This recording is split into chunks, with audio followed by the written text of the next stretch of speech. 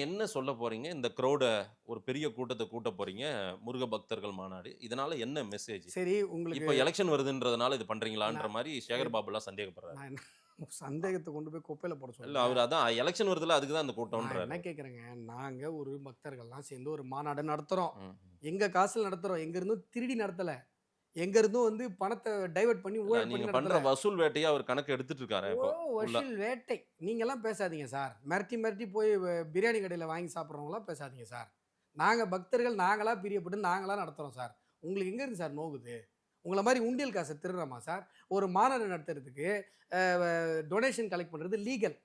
ஆனா நீங்க பண்றது திருடு. உண்டியல் காச நீங்க திருடுறீங்கன்னு உயர்நீதிமன்றம் சரி சொல்லிருக்கு. சார். முருக பக்தர்கள் ஏன் மாநாடு ஏன் ஓடுறீங்க? ம். உண்டியல் காச நீங்க திருடுறீங்கன்னு உயர்நீதிமன்றம் நீங்க சொல்லியிருக்கு. முன்னயே பதிவு செஞ்சுட்டீங்க. திரும்ப திரும்ப அது திரும்ப திரும்ப அழுத்தமா சொல்லணும். ஆமா. இல்லன்னா மறந்துட மாட்டீங்களா நீங்க? திரும்ப திரும்ப சொல்லணுமே. டிஃபர்மேஷன் போடுவாங்க. போங்க, போங்க.